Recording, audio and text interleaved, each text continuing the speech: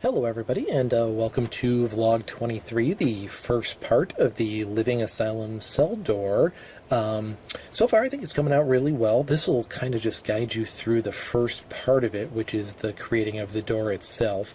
Later on I will do a follow-up. I'm actually creating a little DVD loop to play behind the door as well, so that'll be a follow-up video. Hopefully then we'll also show the completed project at some point in time. So part one here will be concentrating on the door itself. So as you see, the first step in the process was to I purchased a sheet of foam insulation from the local Home Depot. I believe it was 8 feet by 4 feet to start with.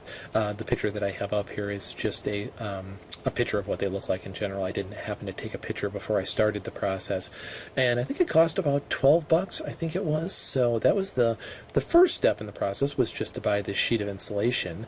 The next photo you'll see here is step two. I measured the area that I was going to put it in and cut it to the width and height. We have a little cubby hole downstairs as our stairs come down into our basement, which you can see here in this picture. What I plan to do is I plan to take that door off the cubby hole to leave the little hole opening, and then place the TV on its side in that opening. So then what I did was I measured it down to the size of what it would be covering the frame of that cubby hole, so you wouldn't see it at all. And then basically the next step after that was I actually cut out the actual size of where the TV would be sitting in the cubby hole into the foam, as well as put a little guide hole for the handle itself that I'm going to put on there as well. So the next step was cutting out the little hole for where the window will be, as well as where the handle will be.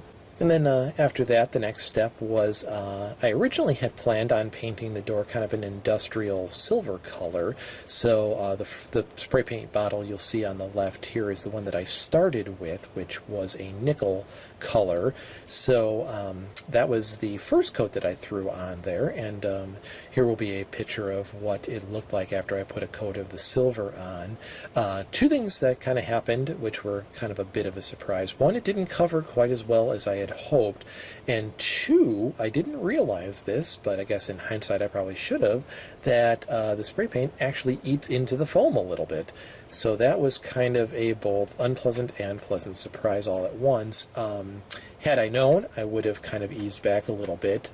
Here's a little example of a close-up of what some of the indentations looked like from the spray paint.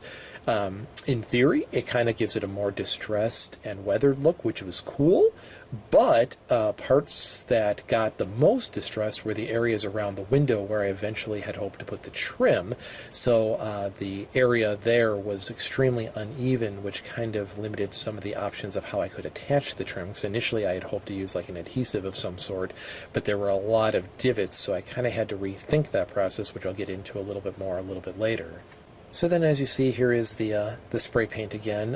What I decided to do, since the silver really didn't come out quite as vibrant and didn't really give me the real weathered look that I was looking for, I decided to try to do a little overlay with some copper spray paint, which you see here on the right, and I'm really glad I did.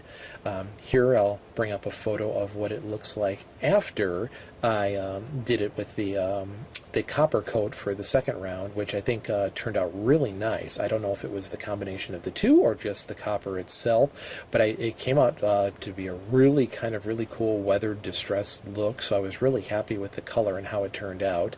Also, you can see on the very bottom of the picture that there is also a kick plate that I put together using a couple little pieces of foam that I attached together and then painted with the copper paint.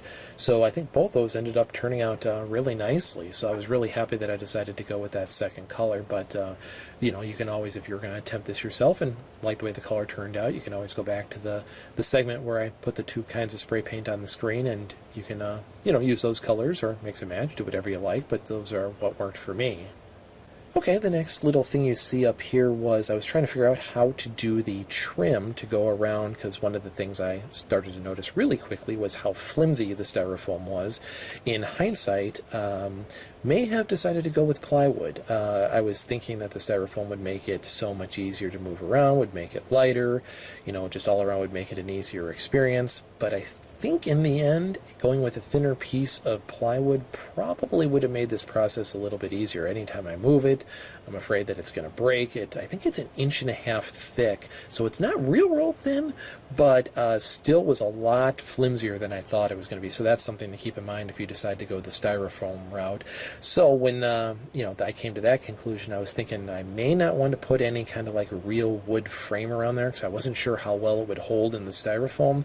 So I came up with I had some foam, oddly enough, from work. I have some hard drives at work, and the packaging came with these little strips of foam that actually ended up being about, I would say about 2 inches thick by about like 8 inches long. So I had one spare little piece, and then I also had some paper with pattern left over from the living portrait frames that I had made. So I did a little test and tried to use a glue stick, and that's what you see on the screen here. And it actually worked out really well. It stuck to the foam great, so I decided to go ahead and give it a shot. So the next shot you see here is the actual frame itself that I put together from the foam. Figured it would be the same general principle as a wooden frame, but a heck of a lot lighter, so hopefully that would help when it came time to actually attaching it to the styrofoam.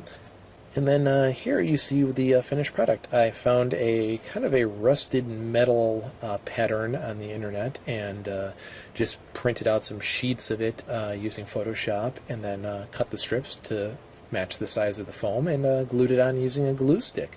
So this is what I used to build the frame. So the next step was assembling the miscellaneous parts that I was actually going to put on the door itself. The first one you see here is the actual handle, obviously not attached to the door, and that was another one of those noodle scratchers of, well, how am I going to get this to stay on the door without actually having it fall out or rip the foam apart. So I kind of had to come up with a little bit of a game plan and ended up using, I didn't use the screws that came with it. It's actually not a real door handle that has the mechanics and a handle on the other side. It's called a dummy handle, which just is the front part itself, thinking it wouldn't be that heavy, but in hindsight, not knowing how flimsy the styrofoam was, I wouldn't have gotten a real metal handle. I would have seen if I could have found something in plastic or something else, but even just the dummy handle with no mechanics or back still was a little bit troublesome. But what I did was I just ended up replacing the screws that came with it with I went to the hardware store and got some bolts with some big washers and nuts on the back. So I just pushed the bolts all the way through the styrofoam, used the washers and the nuts on the back to hopefully give it a lot more surface area to support the weight, so it wouldn't just rip the bolts right back through the styrofoam. The next thing you see here, I just threw together a little danger sign using Photoshop, so that way we can put that on the door. And then you can't, I didn't take a separate photo of the kick plate, but you could see that in the photo earlier, so I attached that to the bottom. So I just used a couple of the, I got some smaller little bolts with washers and screws that I attached the kick plate to the bottom as well. It was only foam, but I figured it'd be a little bit more safer than trying to use, like a nail or a screw or something like that. So that is the general gist of what I actually attached to the door. And then finally, here's a shot of the door itself with all the little pieces attached to it. So you can see the handle is on there, as well as the sign, the frame around the window, and the kick plate at the bottom. And it's actually sitting right here in the general vicinity of where it's going to be the night at the party. So I'll just be taking that little door off behind there and laying the TV on its side. And I think I'm just going to screw the base of the TV. It has a little stand on it. Turn it on its side, screw the base directly into the side of the frame of the little cubby hole, which should hold the TV in place, so that way I don't have to worry about the TV come crashing down. But I think so far it's turning out really well. Was really excited with the color and how the weathered look ended up turning out. I think the eating of the foam and as it turns out, the two coats with the nickel and then the copper over the nickel ended up looking pretty good. And I don't know if I also mentioned that I also attached the little foam trim around the window using those smaller bolts with washers too. So I figured that would help with the support and create a bigger surface area on the back, so none of those would hopefully pull through. So I hope you enjoyed part one. Stay tuned. I'll be coming back with part two in the not too distant future with the actual video loop that I will be playing behind there. I have a little green screen and some fake weapons and some costume stuff. So I was going to make some kind of mad scientist, crazed doctor, patient kind of deal video that'll be playing behind it. So stay tuned. That one will be coming up in the not too distant future. And thanks again for watching. Take care, and we'll see you soon. Bye-bye.